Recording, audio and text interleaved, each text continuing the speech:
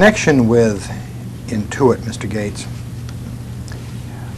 insofar as you are aware, was there any effort to get Intuit to agree that Intuit would not promote Netscape's browser?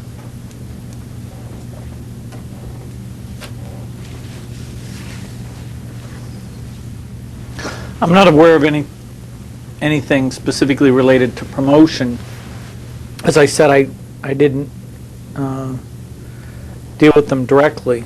You could say that ask them not to support Netscape as their standard supported browser is a change in their promotion of Netscape. Yes, I take that point. Let me make the question a little more precise. Other than an attempt to get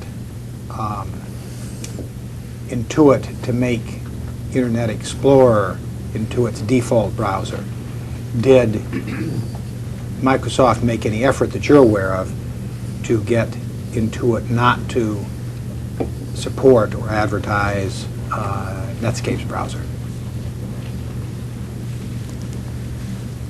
It's kind of a strange question because Intuit never would have specifically advertised someone's browser.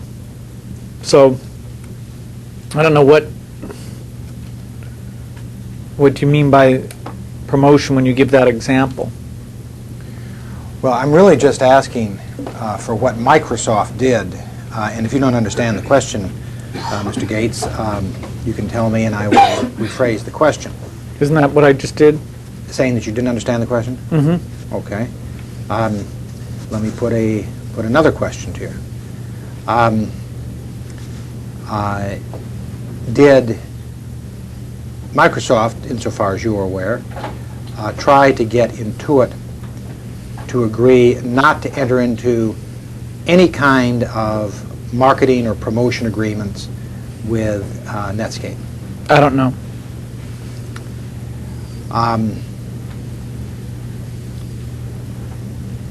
Did you have discussions with anyone concerning what Microsoft was trying to get from Intuit?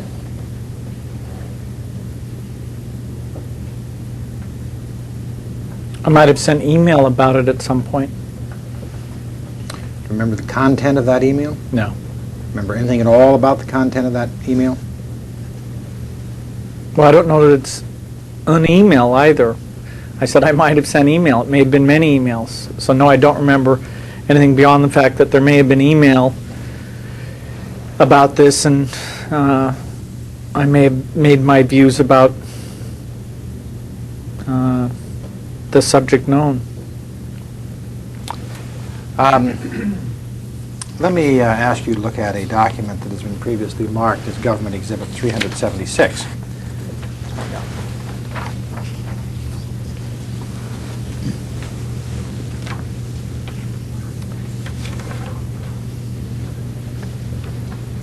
This purports to be a email dated April 17, 1997 from Brad Chase to you and some other people, which is forwarding on a email of earlier in the day on April 17th from Mr. Will Poole to Brad Chase. The subject of both emails is Intuit terms agreed. Do you see that? Well, it's just a forward, yeah. Do you recall receiving this email? No. Do you have any doubt that you received a copy of this email? No. There are... Well, I don't have any reason to doubt. I don't know that I received the email. I don't have any reason to doubt it. But since I don't remember it,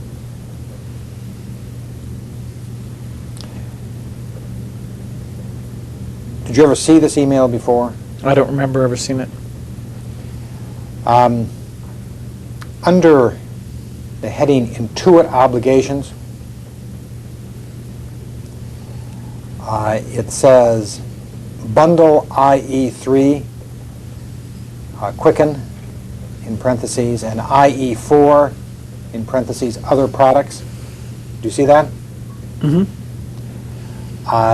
Were you told in April 1997 that Intuit had agreed to bundle IE3 and IE4 with its products?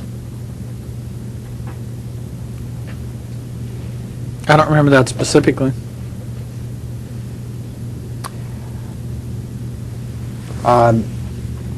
Farther down, under Intuit obligations, there is an obligation that reads, quote, not enter into marketing or promotion agreements with other browser manufacturers for distribution or promotion of Intuit content. Do you see that?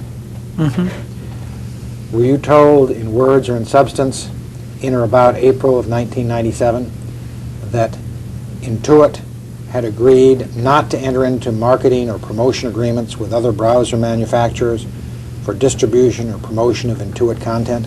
I don't remember being told that. Do you have any reason to doubt that you were told that? In the sense that one of the emails that may have come into my mailbox might have related to that, I don't doubt it. It certainly wasn't something that could have been very significant to me because I don't have a recollection of it.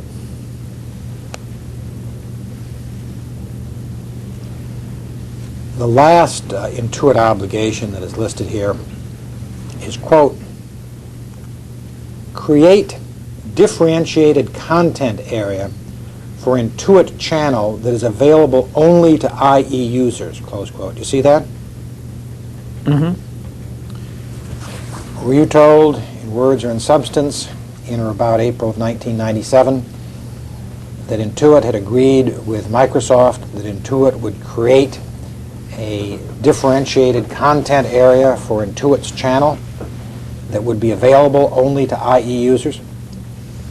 I don't remember being told that, nor do I understand what it means.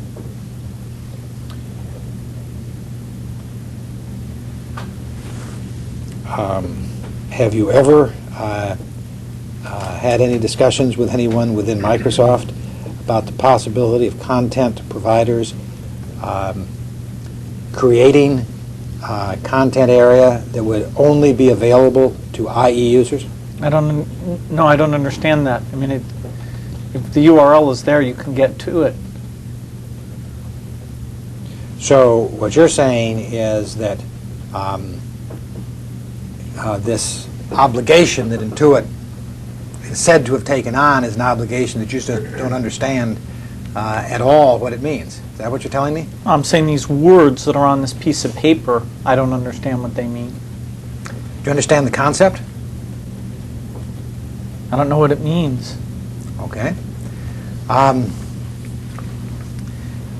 Did you ever ask Mr. Poole what it meant? Nope. Did you ever ask Mr. Chase what it meant? No.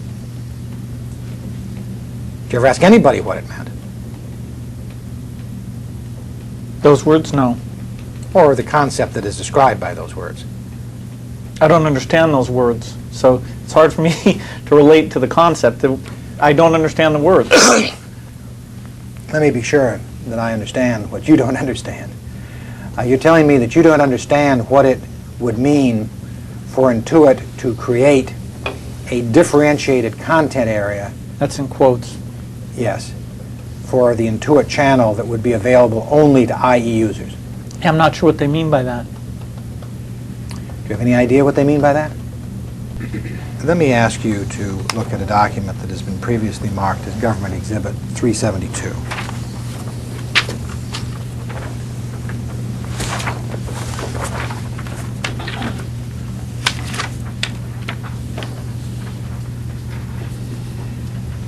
This is a email to you from Ben Slivka, dated April 14th, 1997.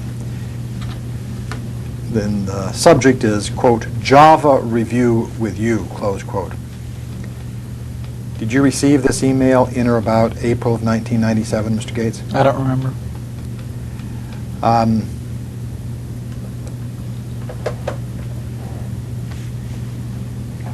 The email begins that the author is working with Paul Moritz to set up a 2 to 3 hour review for you on your Java efforts. Do you see that? On our Java efforts. On Microsoft's Java efforts. No, I think it's Ben Slivka's group. And he is a Microsoft group, right? Yeah, he's part of Microsoft, but not all of Microsoft. So you would interpret this as that he is working with Paul Moritz to set up a 2 to 3 hour review for you of part of Microsoft's Java efforts, but not all of Microsoft's Java efforts. Is that what you're saying? Yeah, the work his group is doing. The work his group is doing on Java, right? Right. Okay. And he lists what he describes as some pretty pointed questions that you, Mr. Gates, had about Java. Do you see that?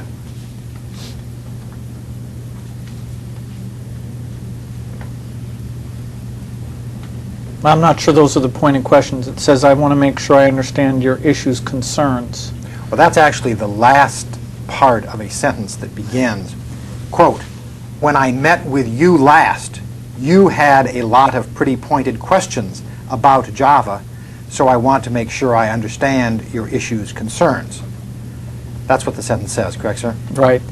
And when Mr. Slivka says, I met with you last, he's talking about you, Mr. Gates, correct, sir? Yes. And when he says, you had a lot of pretty pointed questions about Java, he's again talking about you, Mr. Gates, correct? Right. And then he lists what he refers to as a start. 1, what is our business model for Java? 2, how do we wrest control of Java away from Sun? Do you see that? Mm-hmm. Sometime prior to April 14, 1997, had you conveyed to Mr. Slivka that one of your pointed questions about Java was, quote, how do we wrest control of Java away from Sun?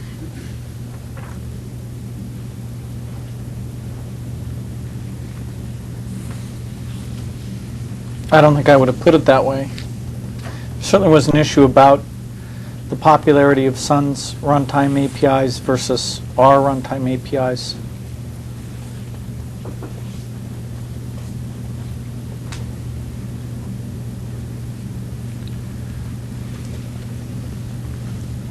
Is it your testimony that you didn't raise the question of how do we wrest control of Java away from Sun with Mr. Slivka?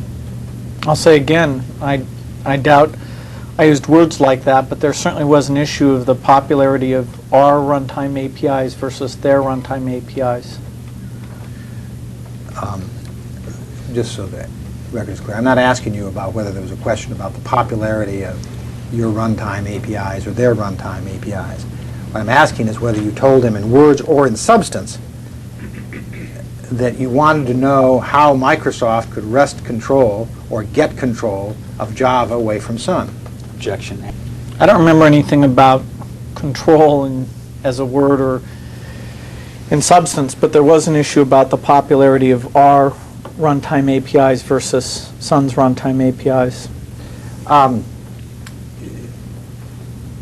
I take it you know Mr. Slivka? Mm-hmm. You've got to answer yes or no audibly so the reporter can take it down.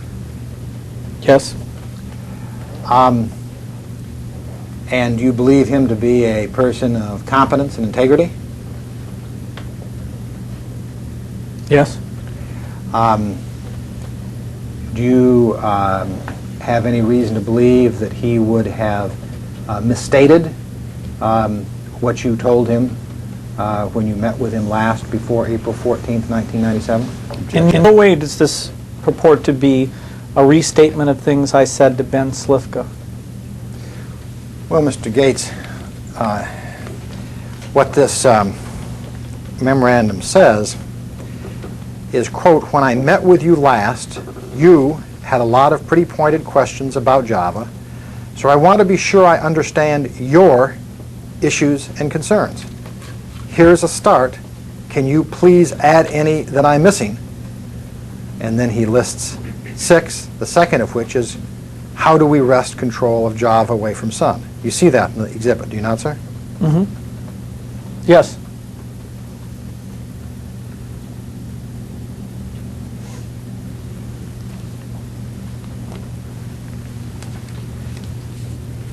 All right, sir.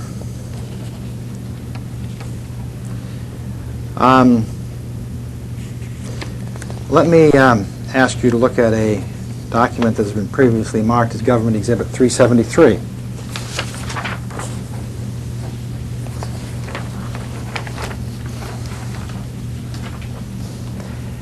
It's a one-page exhibit, and the second item on the page is a message from you to Paul Moritz, dated June 16, 1997, on the subject of, quote, Java schism, close quote.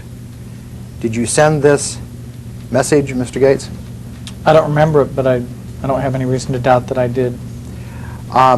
What did you mean by, quote, Java schism, close quote?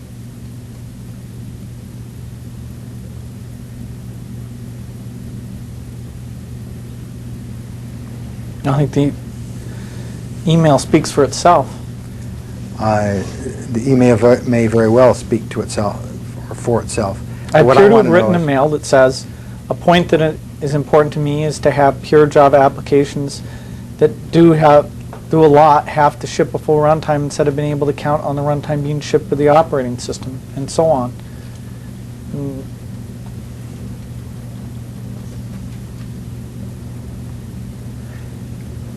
Maybe my question wasn't clear. What I'm trying to get you to do is to tell me what you meant by the term Java schism. It's a heading for this piece of email. The email is the communication, not the heading. I understand that, sir. But what I'm asking is, you chose the heading, did you not, sir? It appears I typed that. Right. And why did you choose this heading for this memo? What were you meaning to convey by the term Java schism? Exactly what I put into the message. Well, sir, what did you mean by schism?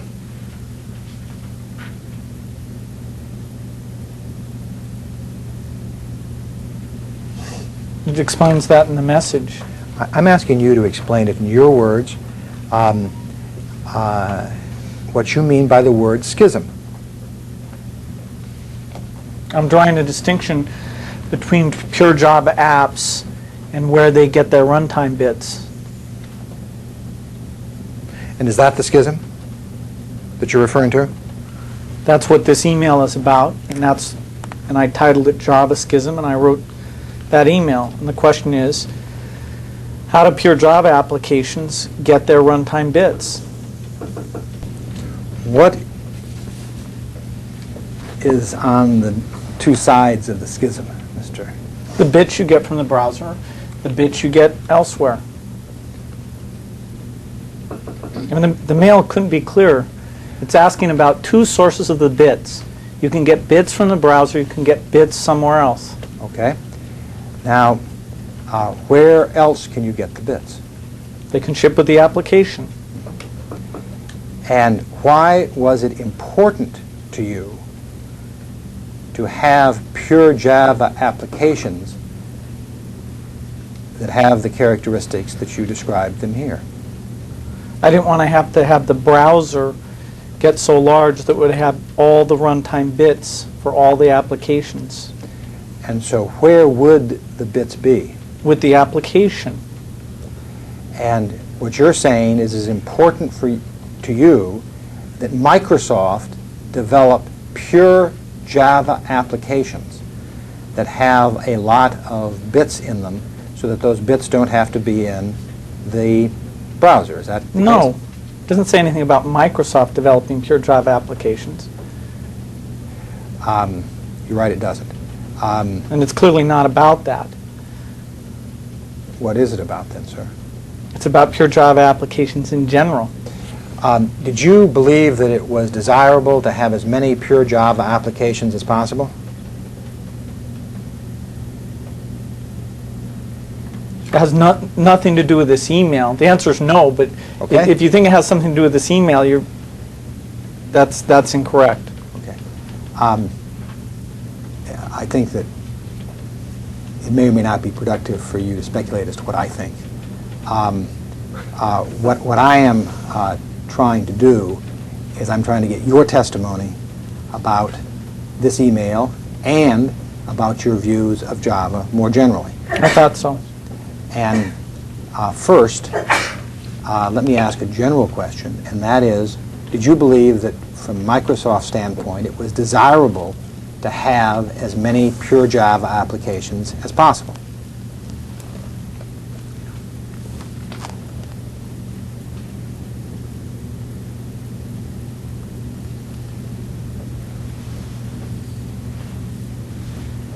We weren't focused on that as a goal, no. In fact, is it fair to say that you preferred fewer pure Java applications to more pure Java applications? We preferred more applications that took advantage of our APIs, and so we worked with ISVs to maximize the number that took advantage of our APIs. And your APIs were not pure Java APIs. No, some were and some weren't. Yes, so some were and some weren't, but the APIs that you wanted people to use were APIs that were not pure Java APIs, correct, sir? And we were glad to have people use both. Were you indifferent as to whether they used your pure Java APIs or your proprietary APIs? You've introduced the word proprietary, and that completely changes the question. So help me out. What do you want to know? Is the term proprietary API a term that you're familiar with, sir? I don't know what you mean by it. Is it a term you're familiar with in your business? I really don't know what you mean. You mean an API that you have a patent on? Mr. Gates, is the term proprietary API a term that is commonly used in your business? Let me give you All I'm trying to do is get the an answer to common my question. meanings that those words could have, and then you can pick one of them and ask me a question about it. No, It all can I'm be an doing- do you want me to define proprietary API or No, not? I don't want you to define proprietary API. I didn't ask you to define proprietary API. I asked you a simple question as to whether the term proprietary API was commonly used in your business. Now, I'm prepared to sit here as long as you want to answer questions that I haven't asked. But I have a certain number of questions that I'm going to ask at the end of these other answers. Now, this is a simple question. You can say yes, no, or it is used in lots of different ways. But then I can choose what to follow up on. Or you can simply make whatever statements you want, and I'll go back to my question afterwards. Is the term proprietary API a term that is commonly used in your business? I don't know how common it is. It has many different meanings. Is it a term that you have used in your business?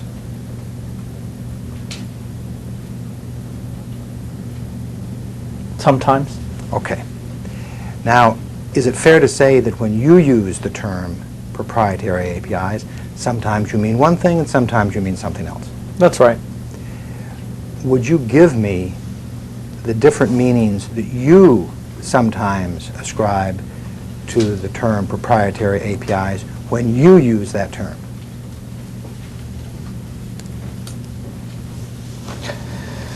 It can mean an API that only happens to be available from one company.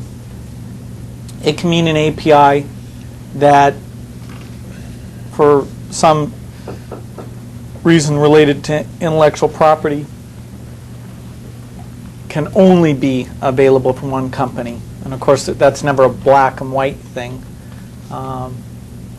It can mean an API that somebody's chosen not to take to a standards body.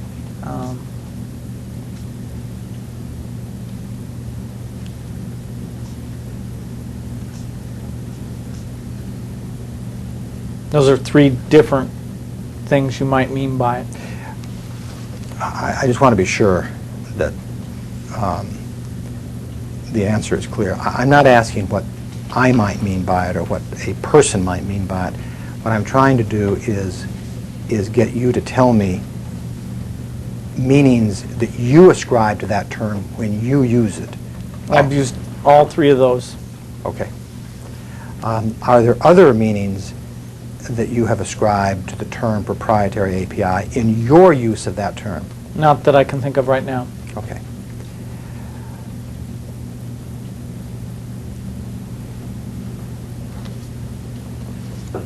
Now, with respect to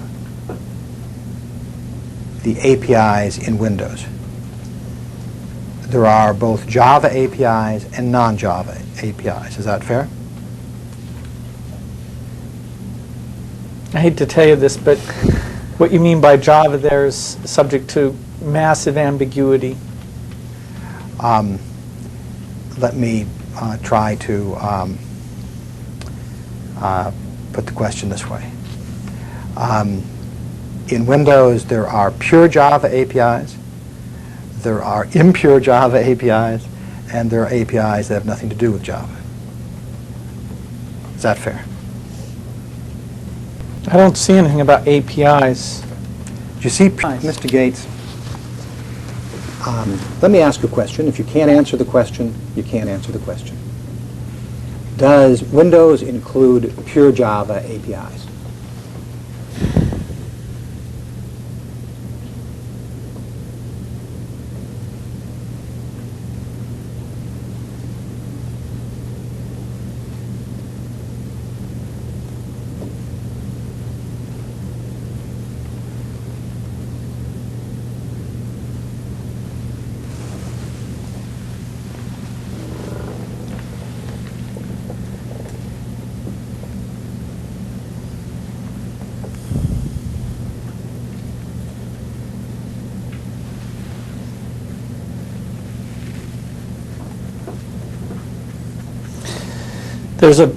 In some versions of Windows, there are some Java runtime APIs, which at one time Sun labeled as pure Java APIs. Subsequently, they changed in a way that was not upwards compatible. So it's actually kind of confusing. Does Windows have any APIs that you would consider to be pure Java APIs? Today, Yes.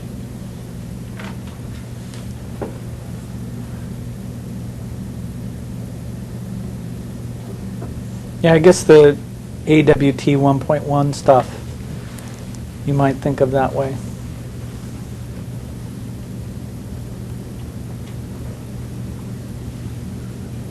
Anything else? I don't know what you mean, anything else. Are Any we other, enumerating? any other APIs in Windows that you would consider to be pure Java APIs, Mr. Gates? I know there's more. I don't know the technical names for them. Okay.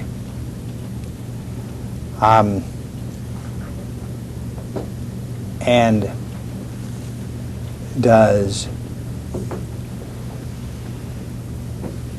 Microsoft have a version of Java that is not what you refer to in your memo as pure Java?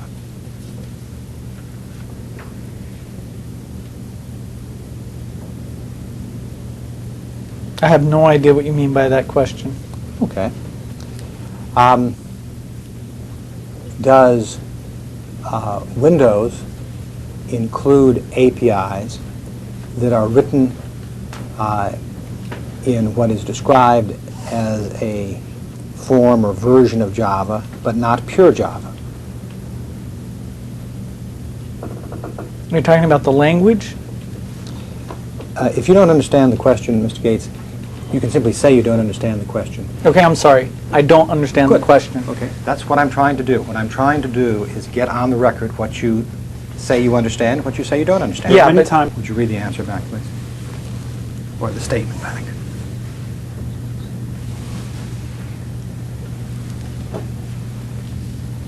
Are you talking about the language? No, I'm not talking about the language, if by the language you mean all of the things that you said about the Java language when we were talking about Java yesterday.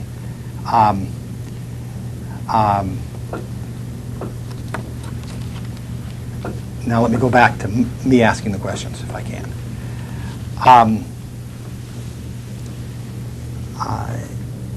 As part of an effort to take control of Java away from Sun, in the terms used by Mr. Slivka in his memo with Mr. Gate to you, dated April 14th, 1997, did Microsoft make an effort to get people to use a version of Java APIs that was not pure Java APIs? I don't understand the question. Okay.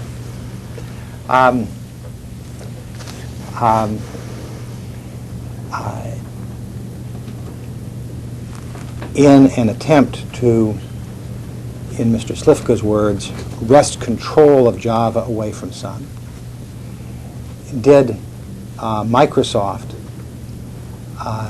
make an effort to get programmers to write to APIs that could be used to run applications on Windows, but not on all other operating systems to which a pure Java written program could be run?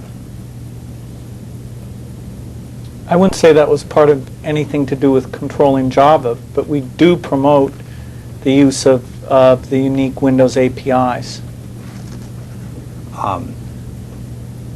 And with respect to the unique Windows APIs, are some of those APIs that Microsoft describes as Java APIs, or has in the past? There's a lawsuit with Sun. With a lawsuit with Sun, and it's a lawsuit with Sun relating to the use of Java, right?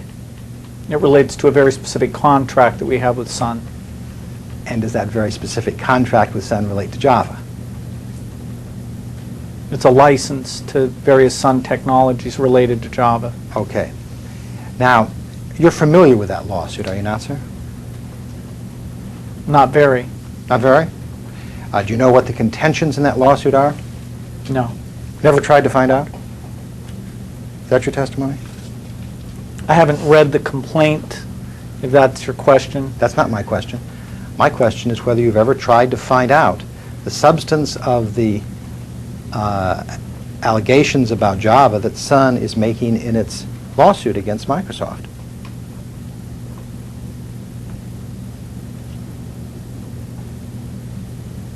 My understanding of their allocations is very limited. What is your understanding of their allegations?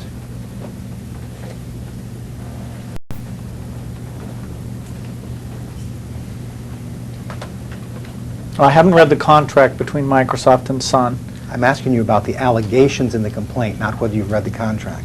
Asking for your understanding, which I know you've already said is very limited, but I'm asking for your understanding of what allegations Sun makes in its claim against Microsoft. I think there's some dispute about they were supposed to make the test cases public and upwards compatible, and they didn't make them public and they weren't upwards compatible.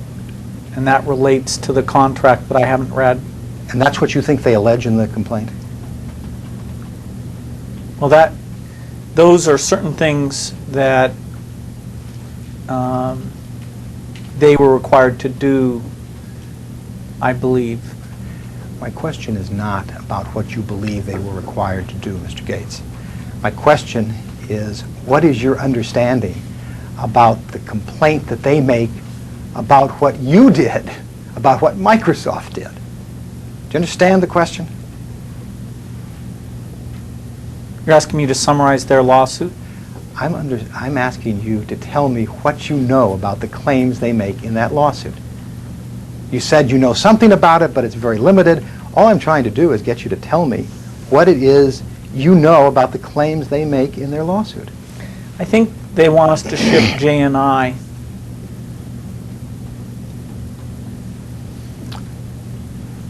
Is that all you know about their claims? I think there was something about a trademark. What about the trademark? Whether we could use the trademark? I'm not sure. Don't you know, Mr. Gates, that one of the allegations that they make is that you're taking their trademark and applying it to things that it shouldn't be applied to?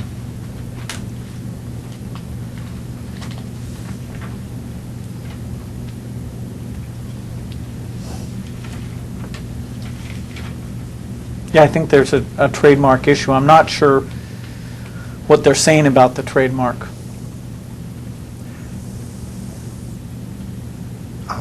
Do you know anything that they're saying about the trademark, according to your present testimony? I know there's a dispute about the trademark. Don't you know that one of the things they're alleging is that Microsoft is taking their trademark and applying it to things that shouldn't be applied to, according to them? I'm not sure that's right, because You're not sure? I don't think we use their trademark. I'm not sure. I'm kind of confused about that. I've never seen us using their trademark. So I'm a little confused about how that relates to any dispute with Sun. Did you ever try to find that out? What? What the claims were, more than your present knowledge?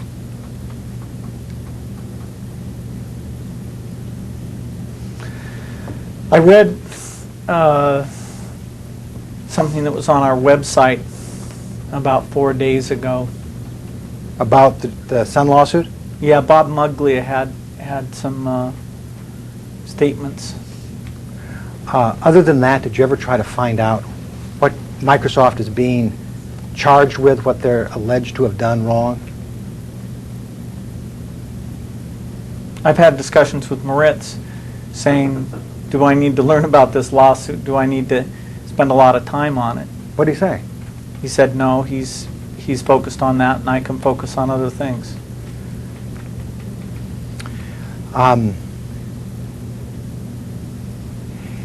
Is one of the things that you're focused on trying, in Mr. Slifka's words, to wrest control, or get control, if wrest is a word that you don't like, of Java away from Sun?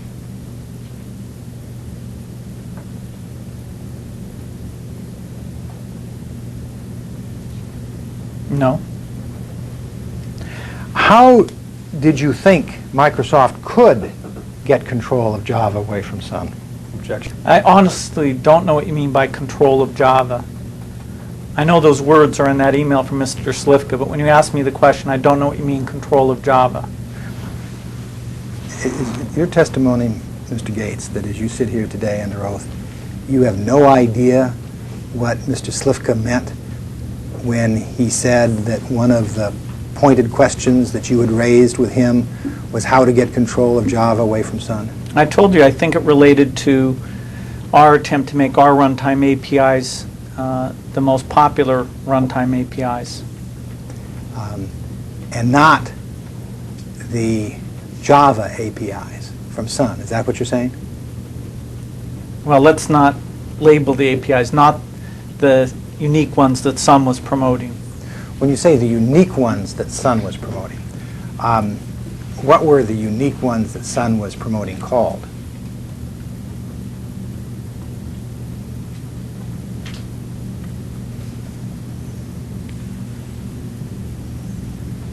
I'm not sure what they're called. I think AWT 1.2 maybe? Or JDK 1.2?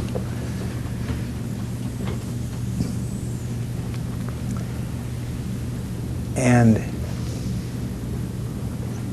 is it your best testimony that that's what you think this would have meant back in April of 1997, sir?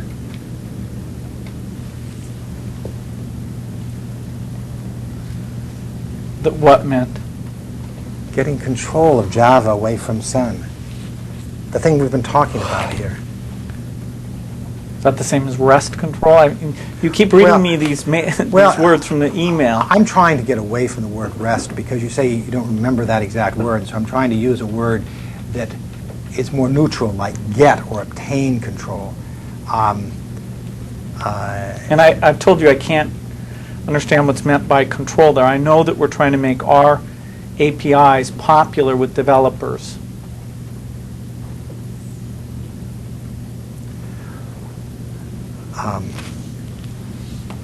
How does making your APIs popular with developers relate to obtaining control of Java, if at all? I don't know what it means to control Java. How can somebody control Java? What does that mean? Is it your testimony that you have no idea what that means? To control Java? I don't think anyone can control Java. It's like saying controlling BASIC or COBOL.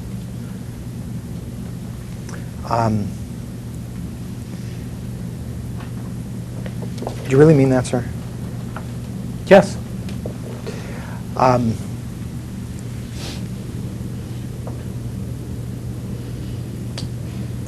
I'm going to press this just another 30 seconds, and then I will stop. But I really do want to be sure that I have given you a full and fair opportunity. Is it your testimony that as you sit here today under oath, that you have no idea what is meant by control of Java as used in this email to you by Mr. Slifka? I've said several times, I think he must be referring to our effort to make our APIs the most popular APIs, but that wouldn't give us control of Java. So I'm having a hard time relating it to the specific words.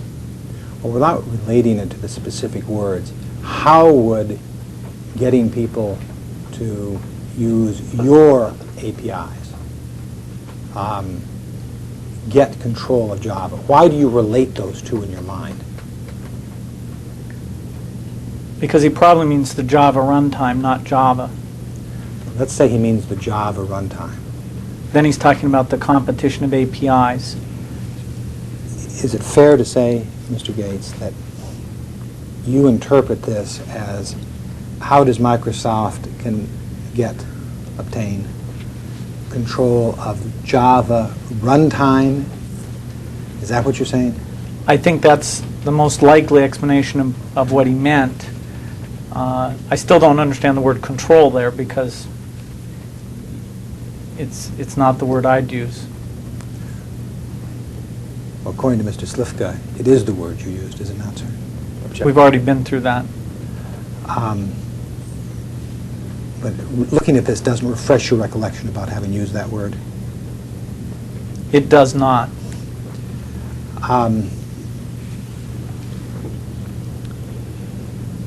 Have you ever said in words or in substance to anyone that you wanted to obtain control over Java or over Java runtimes?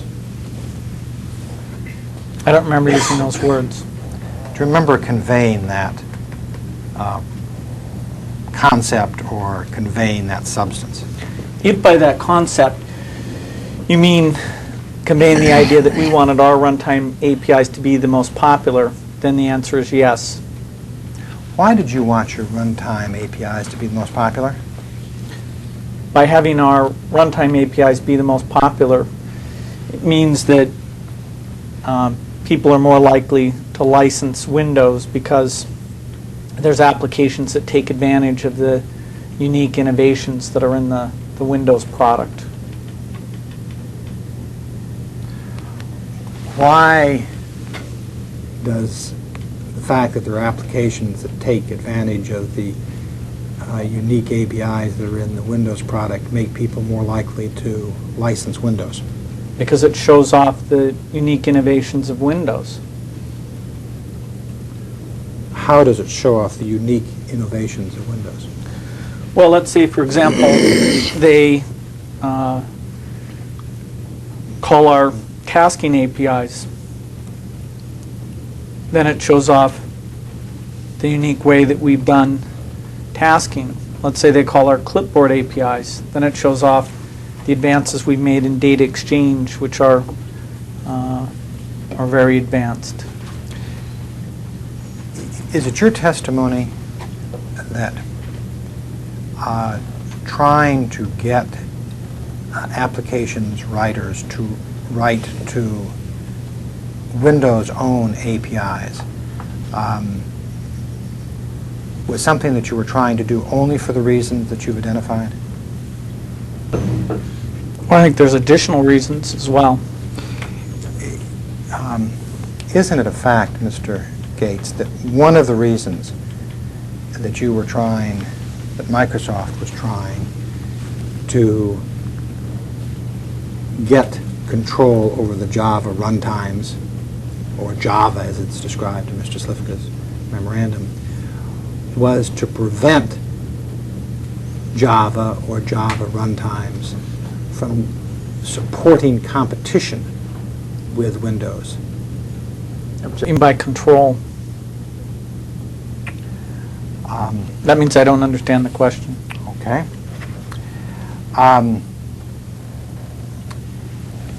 Did you ever participate in any discussions within Microsoft as to the extent to which Java or Java runtimes posed a threat to Microsoft's position with respect to the Windows platform? Yeah, I've already told you that there came a point where we viewed Sun's unique Java runtime APIs as a part of the competitive environment, a competitor. Okay. Now, why were the Java APIs from Sun a competitor? Well, if people just use the least common denominator APIs, then they don't show off the innovations that we're doing in Windows, and it makes it less attractive to people to license Windows or update Windows. Now, what I'm trying to do, and you may think you've answered this question, but I don't think the record makes it clear in any event. What I'm trying to do is distinguish between that reason, which you've given me a couple times, and any other reason that may exist. Do you understand what I'm asking? No. Okay. let me try it again. Isn't it true, Mr. Gates, that in addition to whatever desire you may have had to show off your Windows capabilities that you say you had, that one of the things that was going on here was you're trying, Microsoft's trying, to prevent Java from getting wide enough distribution so that it could support applications programming for platforms other than Windows? No. Not at all, sir? There's no limitation of distribution. Didn't ask whether there's any limitation of distribution. I asked you whether in any way the desire to prevent Java from developing applications that could be used on platforms other than Windows motivated what Microsoft was doing in connection. Does it mean Java developing applications? I actually didn't recall that I'd used that phrase in Can the you read question. me the question?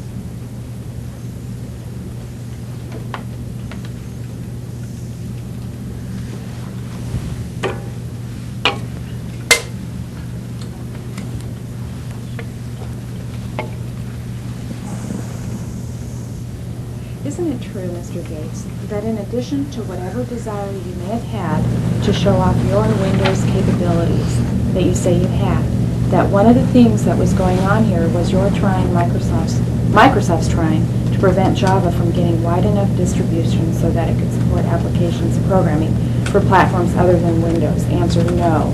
Not at all, sir. Answer, there's no limitation of distribution. Question, didn't ask whether there was any limitation of distribution. I asked whether you in any way the desire, I'm sorry. I asked you whether in any way the desire to prevent Java from developing applications that could be used on platforms other than Windows motivated what Microsoft was doing in connection with Java. Can you answer that question, Mr. Gates? If you can't, I'll rephrase it, but if you can answer it, I'd like to. I don't know what you mean, Java developing applications.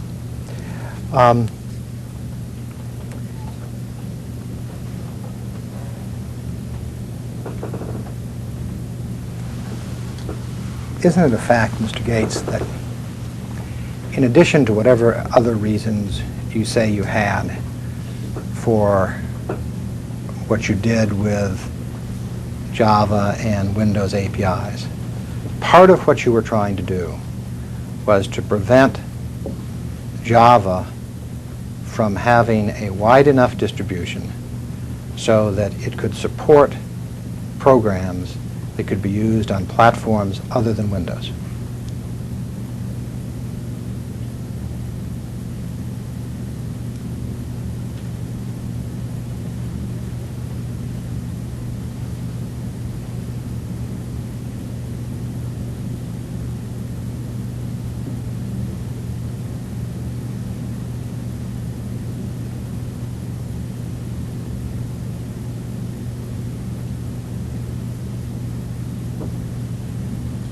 We had no way of preventing Java from being used on other platforms. It is used on other platforms.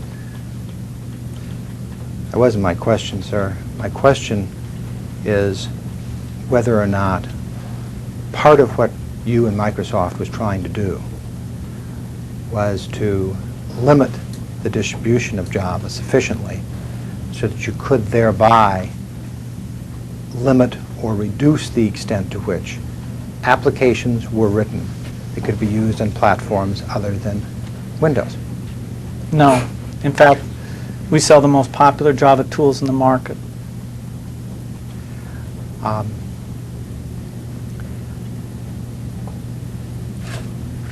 It is your testimony then, sitting here, that Microsoft was not at all motivated by a desire to limit the extent to which Java could be used to develop applications programming that could be used on platforms other than Microsoft's Windows. Is that your testimony?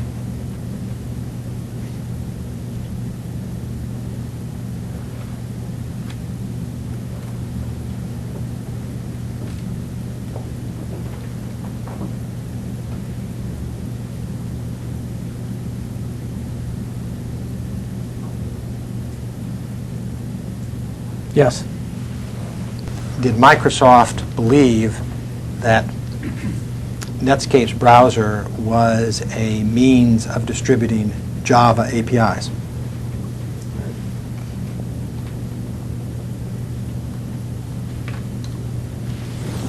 Well, Netscape had some APIs in its browser. I'm not sure if you'd refer to them as Java APIs or not. It's not a question of whether I would refer to them that way or not, Mr. Gates. What I'm asking you is what you and Microsoft believe. And my question is, did you and others at Microsoft believe that Netscape's browser was a method for distributing Java APIs?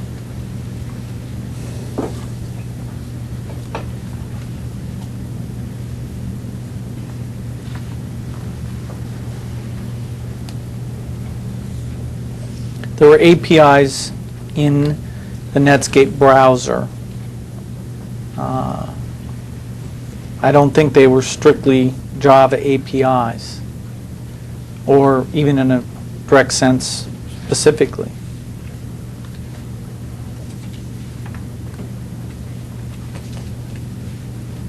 Have you completed your answer, sir? Mm-hmm.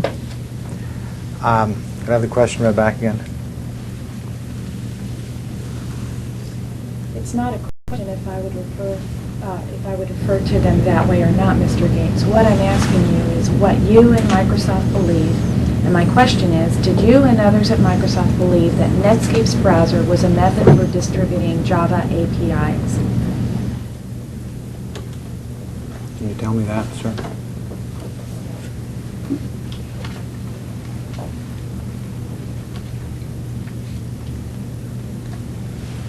There were APIs in the Netscape browser, some of which, under some definition of Java APIs, you'd call Java APIs.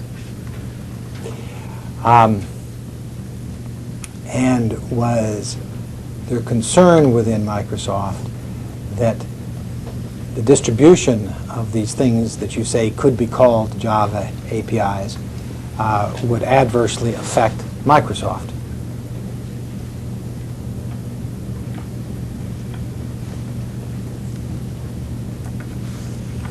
Our concern is always to get people to develop Windows applications, and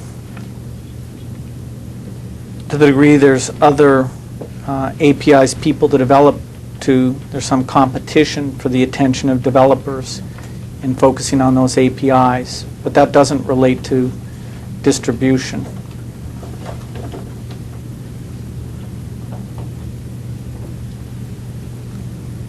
Could I have my question read back again, please? And was the concern with that in Microsoft, the distribution of these things that you say could be called Java APIs, would adversely affect Microsoft? Could I have an answer to that question, please, sir?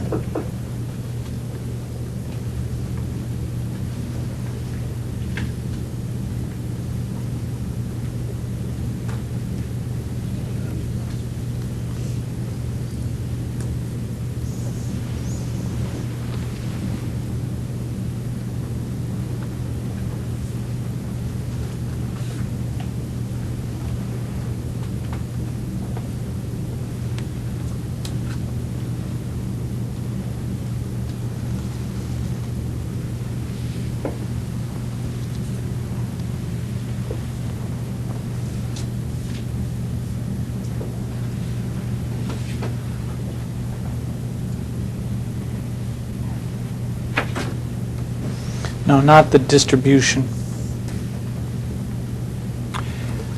Let me ask you to look at a document that has been previously marked as Government Exhibit 349.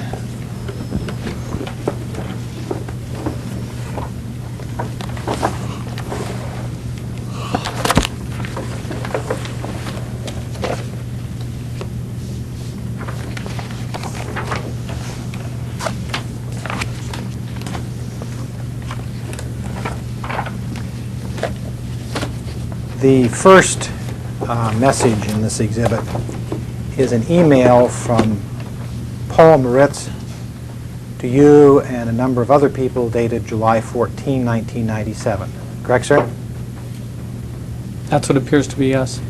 Did you receive this email, sir? I don't remember it, but I don't have any reason to doubt that I did.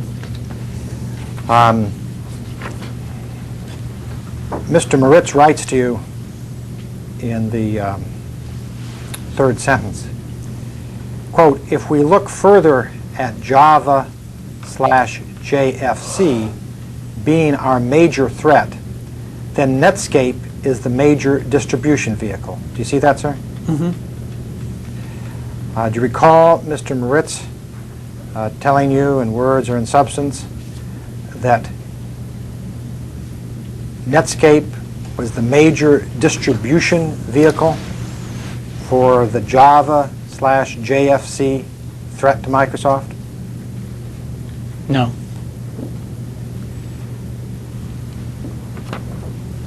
Did you believe in July of 1997 that Java/JFC was a major threat to Microsoft, as Mr. Moritz writes here? It was a significant issue for his group in terms of where ISVs would choose to focus their development in the future. Did you believe in July of 1997 that Java/JFC was a major threat to Microsoft?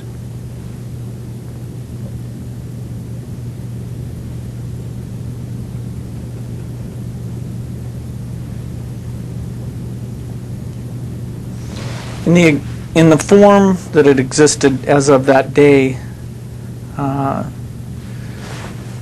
maybe not, but if we looked at how it might be evolved in the future, we did think of it as something that competed with us for the attention of ISVs in terms of whether or not they would take advantage of the advanced features of Windows.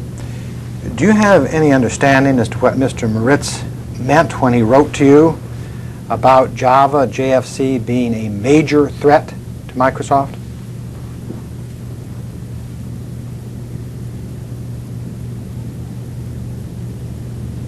Yeah, I just answered that. What did you understand Mr. Moritz to mean when he says Java JFC was Microsoft's major threat?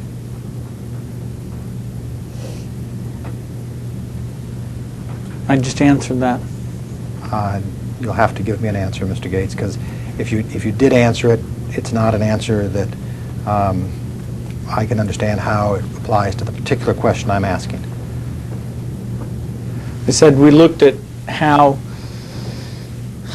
the various runtime APIs, which was always confusing, where they were going and what they were doing, and JFC is just a term for some of those, how they might evolve in a way that would take away the focus of developers in terms of writing applications that would take unique advantage of Windows features.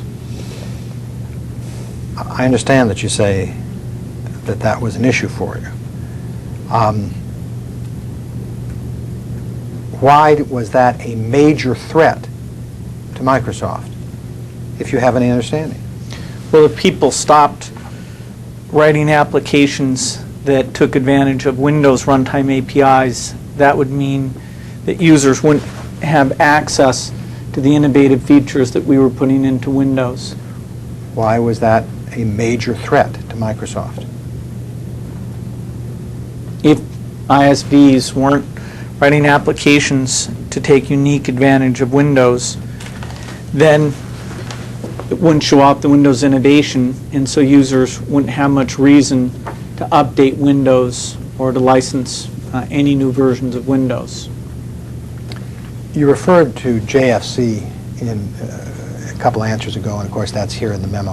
What does JFC stand for, as you understand it? I was always a little confused about that, and it changed over time. It stands for Java Foundation Classes.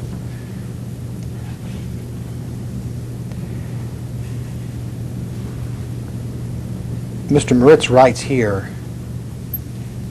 that Netscape is the major distribution vehicle for Java and Java Foundation classes. Do you see that? That's at the end of that sentence. Yes. Mm-hmm. You see that? Yes. Now, in a prior answer, you said you didn't understand how the browser was a distribution vehicle. Does this refresh your recollection that at least within Microsoft in July of 1997, Netscape was viewed as the major distribution vehicle for Java?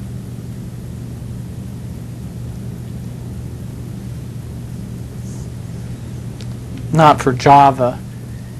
And in my view, the browser wasn't a key distribution channel. Moritz may or may not have agreed with that, but you can always ship the runtime with the applications. Mr. Moritz here says Netscape is the major distribution vehicle. Now, it's clear to you, is it not, sir, that he means the major distribution vehicle for Java and Java Foundation classes? He doesn't mean for Java. Well, sir, he says... I've told you many times about the use of the word Java, and I'm not sure you heard me. When people use the word Java, they don't mean just Java. So when Mr. Moritz here used the word Java in this email that you say you don't recall receiving, you're telling me that he meant something other than just Java. I bet he meant some runtime APIs, not Java. Let's assume that you're right. Let's assume that when he talks about Java, he means Java runtime APIs. Would you then agree that what he is saying here is that Netscape is the major distribution vehicle for Java runtime APIs and Java foundation classes? That appears to be what he's saying in this email. And Mr. Gates, what was Mr. Moritz's title on July 14th, 1997? I think Group Vice President. What was he Group Vice President of? I don't know what the title would have said after that, but he managed the group that contained all of our Windows activities. Was he Group Vice President for platforms? I'm not sure. I'm sure if it contained the word platforms, it didn't just say platforms, because he's got Office and some other things also. But within his responsibilities would have been Windows. That's right.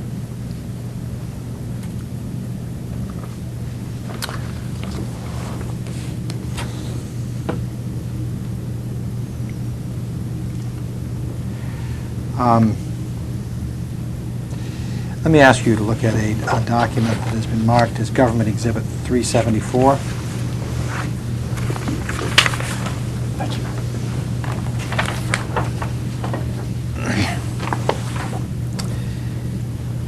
This is an email to you from Todd Nielsen dated August 25, 1997, with copies to Brad Chase.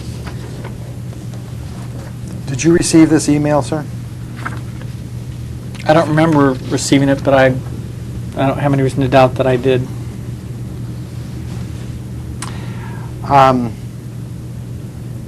Let me ask you to look at the 7th paragraph down. It's the 3rd paragraph from the bottom. The last sentence that says, quote, "So we are just proactively trying to put obstacles in Sun's path and get anyone that wants to write in Java to use J/direct and target Windows directly." Close quote. See that, sir? Mm-hmm. Do you recall being told in or about August of 1997 that Microsoft was trying to put obstacles in Sun's path and get anyone that wants to write in Java to use J/direct and target Windows directly? No.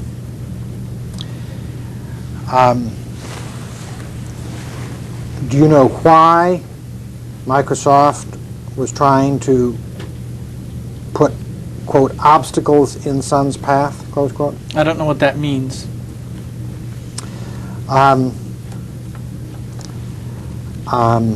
Do you know why Microsoft was trying to get anyone that wants to write in Java to use JDirect? Yes. Why was that? Because JDirect allows you to make calls that show off the unique innovations in Windows and therefore make Windows more attractive. Was there any reason other than that Microsoft wanted to get anyone that wants to write in Java to use JDirect? Yes. What? Well, there's a benefit to us if people are showing off Windows and it increases Windows popularity. That helps us with the other applications we write for Windows as well, including Microsoft Office. How is that so? Because Microsoft Office is targeted to Windows, we get a benefit that goes even beyond increased sales of Windows if we manage to popularize Windows.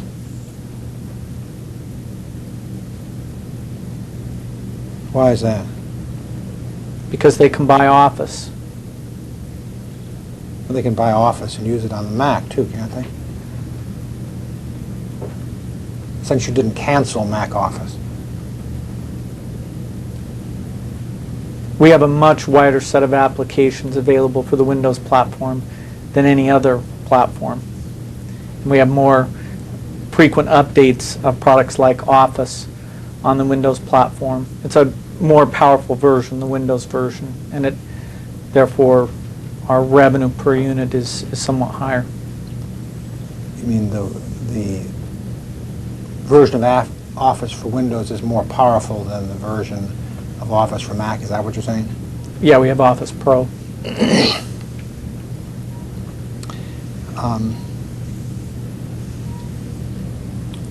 What is JDirect?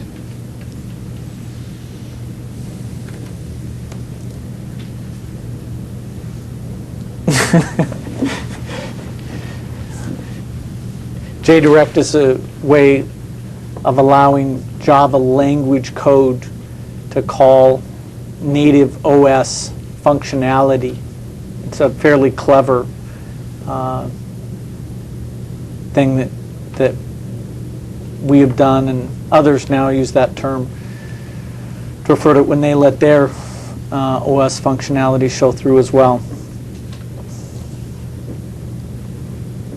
You've referred to Java runtimes. Are there JDirect runtimes? There's a thunk, but it's, I don't know if you'd call it a runtime or not. It's a thunk. Would you define for me what the difference is in your mind between a thunk and a runtime?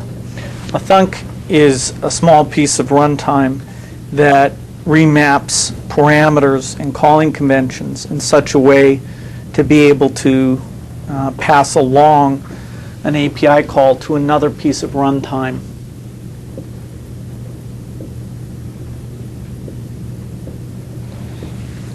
Does, or I should say, when was JDirect developed by Microsoft? I'm not sure. Approximately.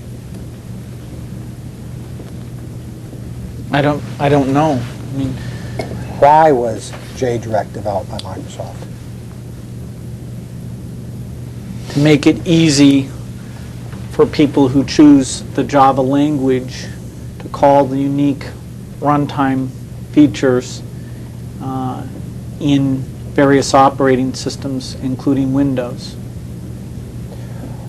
Why do you want people to write in JDirect as opposed to Java? They are writing in Java. You only use JDirect if you write in Java. What Mr. Nielsen says is that Microsoft is trying to get anyone that wants to write in Java to use JDirect. Do you see that? That's right. And that And means why? writing in Java. And why do you want to get anyone who wants to write in Java to use JDirect? Because that gives them a way of calling unique Windows APIs that allow us to show off the innovative features in Windows. Couldn't you do that by having them simply write in Java and you providing the thunk separately?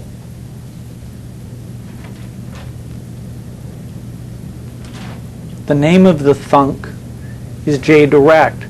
I guess we could have another thunk and call it something other than JDirect, and that would be another way that they could do it. But we didn't choose to do it twice. No, you didn't choose to do it twice. That's not my question, Mr. Gates. My question is why you were trying to get program developers, independent programming people, to use JDirect. Why were you trying to get them to do that? Because it allows them to get at the unique API functionality that's in the Windows product and show off the innovations that we do there. But you didn't have to. Tell me have some them- other way. Well, I'm asking you. If you tell me that that's what you say is the only way that you could think of for them to do it, that's your testimony. I don't get to testify here. If I did, there have been a lot of things that I was said along the way. But since I don't get to testify, all I get to do is ask you questions. And my question to you is whether there was a way that you were aware of at the time to let people see all of what you refer to as the functionality of Windows without getting people to write to what you refer to here to use JDirect if they wanted to write in Java.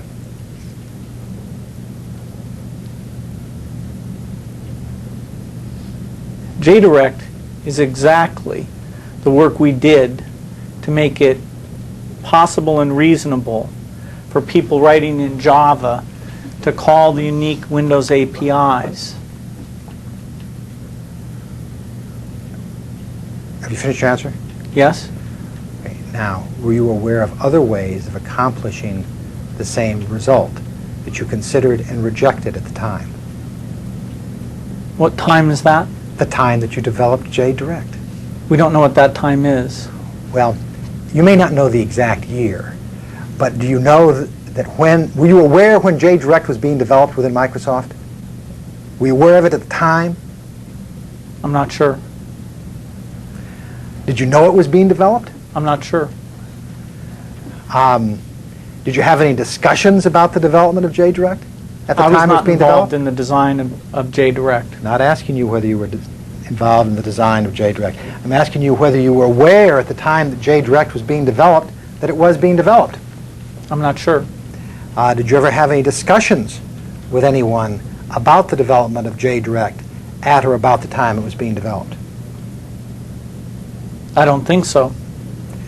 At the time that JDirect was being developed, did you know that people were trying to develop JDirect? It's just a thunk. My question is, did you know that they were trying to develop this thunk? I doubt it. Did you participate at all in any discussions as to what alternatives there were to the development of JDirect? Before it was developed? Let's start with before it was developed. No, I don't think so. What about during the time it was being developed? I don't think so. How about after it was developed? I don't think so. Let me show you a document that's been previously marked as Government Exhibit 378.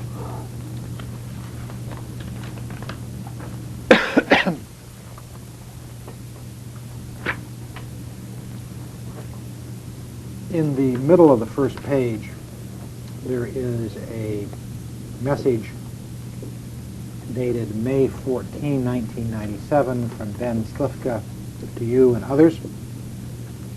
Did you receive this email on or about May 14, 1997?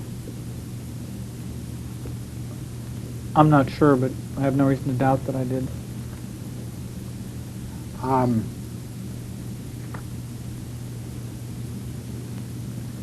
When Mr. Slifka writes, as he does in the second paragraph, this summer we're going to totally divorce Sun. You know what he's referring to?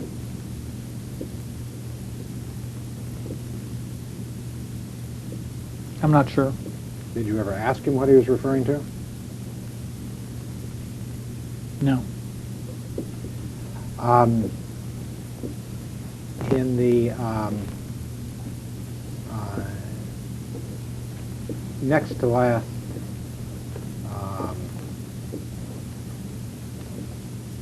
or in the last sentence, actually, in the last sentence of the second paragraph, Mr. Slifka writes that JDK 1.2 has JFC. And is the JFC there the Java Foundation classes that you referred to earlier? It's one of the many JFCs. What is one of the many JFCs? The one in JDK 1.2. Is the JFC in JDK 1.2 part of what was described as a major threat to Microsoft? I have no idea which JFC that sentence written by somebody other than me referred to? Well, the sentence written by somebody other than you was written to you, right, sir? It was sent to me.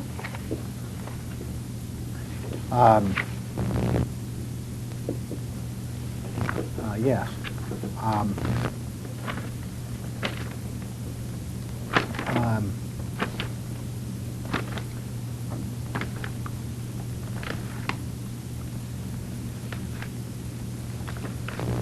And it was sent to you by one of your one of your top executives, correct, sir? In an email. Yes. And that's a frequent way that your top executives communicate with you, correct, sir? Yes. Now, Mr. Slifka here says that Microsoft is going to be saying uncomplimentary things about JDK 1.2 at every opportunity. Do you see that? Where's that? That is JDK 1.2 has JFC, which we're going to be pissing on at every opportunity. I don't know if he's referring to pissing on JFC or pissing on JDK 1.2, nor do I know what he specifically means by pissing on. Well, do you know that generally he means by pissing on, he's going to be saying, and Microsoft is going to be saying uncomplimentary things? He might mean that we're going to be clear that we're not involved with it, that we think there's a better approach. Well, as you understand it, when Mr. Slivka says he's going to be pissing on JDK 1.2 as you seem to interpret it, at every opportunity, do you interpret that as meaning that Microsoft is going to be saying uncomplimentary things about JDK 1.2? I told you I don't know whether pissing applies to JFC or JDK. Well, he's going to be pissing on, or Microsoft's going to be pissing on either JDK 1.2 or JFC or both, according to Mr. Slifka. Is that at least fair?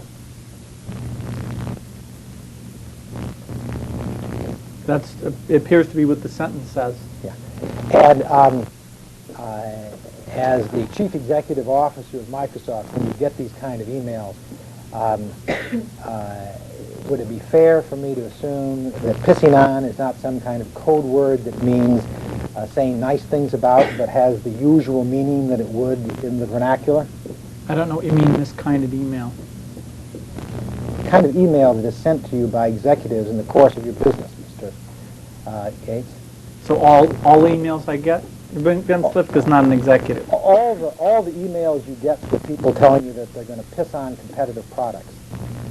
That's what I'm talking about. I don't remember mail like that. It looks like I got one, but believe me, it's not a term that's commonly used.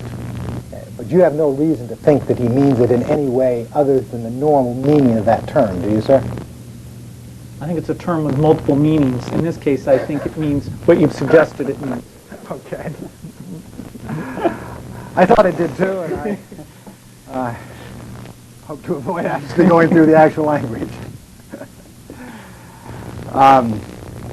Okay, let me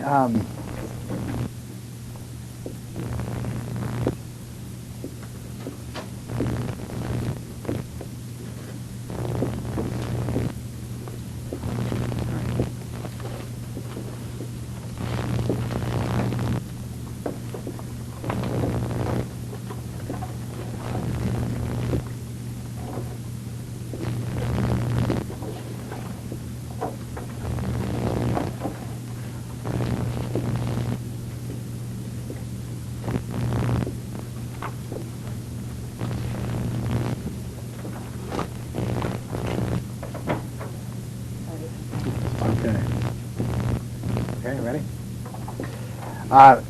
Mr. Gates, let me show you a document that has been previously marked as Government Exhibit 377.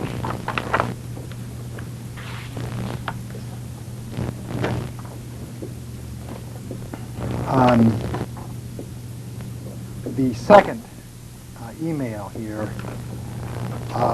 refers to what is attached as a final copy of the memo that was sent to you for Think Week in November 1995.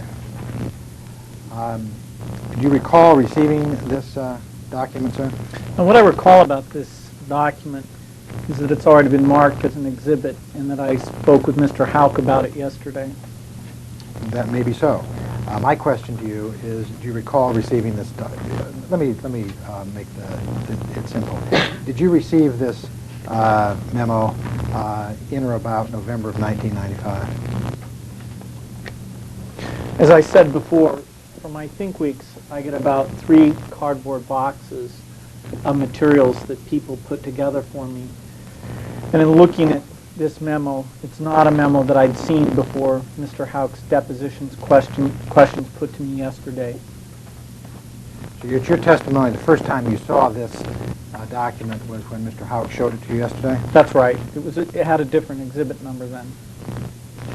Let me ask you to go to page 5 of the document, which bears in the bottom right-hand corner the Microsoft document production number ending 4683.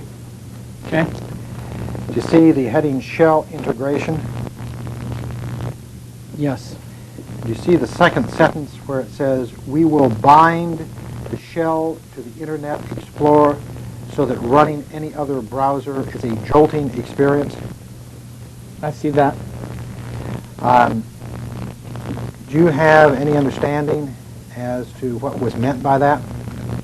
I can guess. Well, first, this is in a memo that is entitled, How to Get 30% Share in 12 Months. Correct? Let's take a look. Yeah, that's on the first page. And is it clear to you that that is referring to getting a 30% share of the browser market? I haven't read the document, but Well, it seems sir. likely that's what it is. Okay. Now,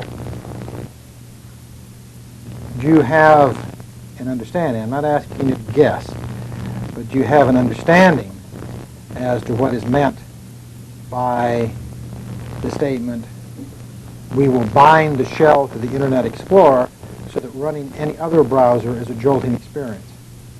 I don't know what he meant by it, but I can tell you what it likely means. Okay. I take it this is really how you would have interpreted this when you received it. Is that fair? I didn't read it, so I said if you had received it, this is how you would interpret it. I said I didn't read it. I would have read the whole memo if I'd received it. I wouldn't have turned to that page and just looked at that one sentence. I would have read the memo from the beginning, page by page, and then I probably would have understood it better than I do at this moment. If you do not have an understanding of what is meant by it, you can tell me. If you do have an understanding of what is meant by it, I would like to have it. I don't know what he meant by it, but I'd be glad to guess as to what it might mean. I don't want you to guess, but if you, as the Chief Executive Officer of Microsoft, can tell me how you would, in the ordinary course of your business, interpret this statement, I would like to have you do so.